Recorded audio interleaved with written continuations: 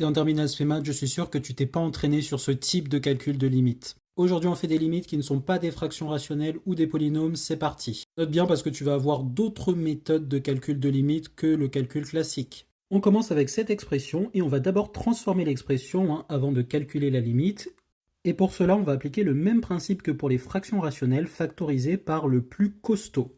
Donc au numérateur, ça sera 5 puissance n et au dénominateur 3 puissance n. Ce qui nous donne ceci, puisqu'en distribuant, j'ai bien ce qu'il y avait avant. À chaque fois que tu veux forcer une factorisation, tu as juste à le mettre en divisant pour le terme où il n'apparaît pas comme ça de manière explicite. Oui, sauf que comme tu connais ton cours, bonhomme, tu sais que truc puissance n sur un autre truc puissance n, c'est toute la fraction puissance n.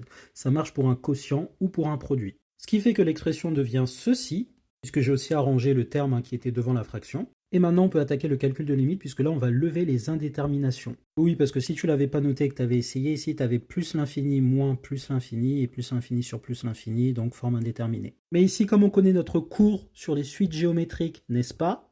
On sait que 2 cinquièmes, c'est compris strictement entre 0 et 1. Donc ça, puissance n, ça tend vers 0. 2 tiers, c'est compris strictement entre 0 et 1. Donc tout ça, puissance n, ça tend vers 0. Numérateur, ça tend par addition vers 1, le dénominateur par addition vers 1, et par quotient, on n'a que cette fraction-là tend vers 1. 5 tiers, c'est positif et c'est strictement plus grand que 1, donc 5 tiers puissance n tend vers plus l'infini. Et donc par produit, j'ai 1 multiplié par plus l'infini. J'obtiens donc que la limite quand n tend vers plus l'infini de 5 puissance n moins 2 puissance n divisé par 3 puissance n plus 2 puissance n est égale à plus l'infini. Check pour le premier. Pour le deuxième, si on essaye de passer à la limite dedans, on aura un plus l'infini, une constante, ça va. Mais ici, on est un peu embêté avec le cosinus n, parce qu'avoir de l'infini dans du cosinus, a priori, c'est pas tip top. Mais on sent quand même que ça va être plus l'infini, puisque ça va aller de l'infini. Le cosinus, ça va pas rajouter grand-chose ou enlever grand-chose, plutôt. Donc on intuite que ça serait la bonne direction. Du coup, comment faire? Dès qu'on a des expressions comme ça pour lesquelles on ne peut pas directement calculer la limite dans l'expression, il va falloir penser au théorème d'encadrement ou de comparaison. Ici, vu qu'on veut aller dans la direction de montrer qu'on a une limite infinie, ça va être la comparaison. Ça veut dire qu'il faut que je trouve quelque chose de plus petit que ça, qui tend vers plus l'infini, et j'aurais prouvé que ça tend vers plus l'infini.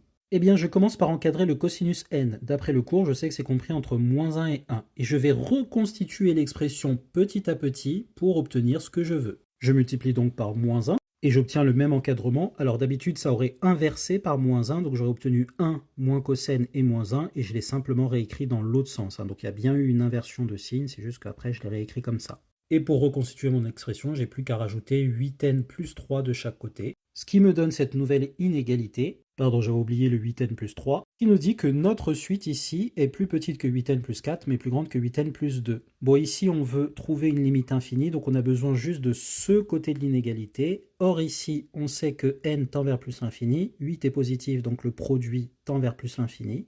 Plus une constante 2, la limite ici c'est plus l'infini. On a ceci inférieur à ceci pour tout n.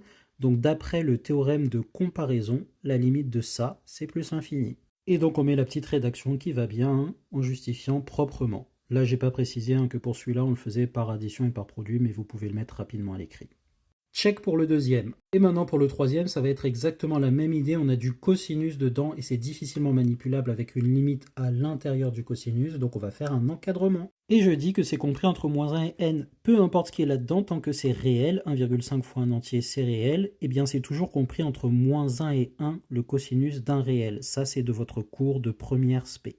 Donc je fais les opérations pour reconstituer l'expression que je veux faire apparaître. Autrement dit, je divise l'inégalité par 2 racines de n, ce qui me dit que la suite est comprise entre moins 1 sur 2 racines de n et 1 sur 2 racines de n. Oui, mais d'après le cours, ça va tendre vers 0. Pourquoi? Parce que j'ai moins 1 demi fois 1 sur racine de n, et 1 sur racine de n quand n tend vers l'infini, c'est 0. Exactement même raisonnement, mais avec un facteur 1 demi pour celui-ci. 1 demi fois 1 sur racine de n, la limite c'est 0 quand n tend vers l'infini. On a l'encadrement et on a que les deux extrémités sont des suites qui tendent vers 0 quand n tend vers l'infini. D'après le théorème de gendarme ou le théorème d'encadrement, on a que la limite de cosinus 1,5n sur 2 racines de n est égale à 0 lorsque n tend vers l'infini. Check! Allez, à toi de jouer pour cette limite, mets ta réponse en commentaire, il y a une petite manip à faire, mais c'est la même idée qu'aujourd'hui. Bisous!